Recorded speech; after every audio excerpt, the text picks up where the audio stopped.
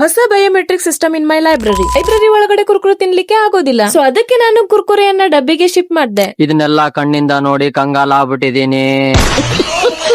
ಎಲ್ರಿಗೂ ನಮಸ್ಕಾರ, welcome back to Siri journey page. ಮನೆಯಿಂದ ಹೊರಗಡೆ ಬಂದೆ, ನೋಡಿದ್ರೆ ಕಲರ್ಫುಲ್ ಬಟರ್ಫ್ಲೈ. ಇಷ್ಟು ಕಲರ್ಫುಲ್ ಆಗಿರೋ ಪಾತ್ರಗೀತಿ ನೋಡ್ಬಿಟ್ಟು ದೇವರು ನಮಗೂ ಕಲರ್ಫುಲ್ ಆದಂತಹ ಹರಕೆಗಳನ್ನ ಕೊಟ್ಟಿದ್ರೆ ಹೇಗಿರ್ತಿತ್ತು ಅನಿಸ್ತು.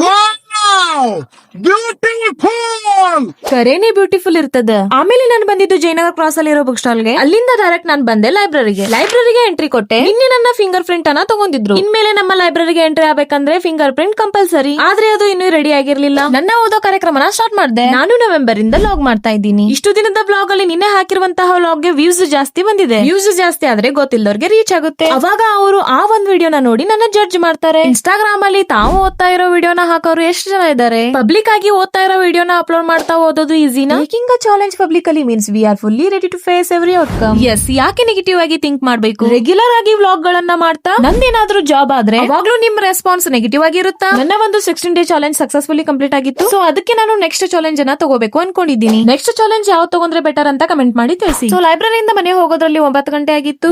ಎಸ್, ಇದು ನನ್ನ ಇವತ್ತಿನ ವ್ಲಾಗ್ ಆಗಿತ್ತು. ಮತ್ತೆ ನೆಕ್ಸ್ಟ್ ವಿಡಿಯೋದಲ್ಲಿ ಸಿಗೋಣ. ಅಲ್ಲಿವರೆಗೂ ಬಾಯ್ ಬಾಯ್.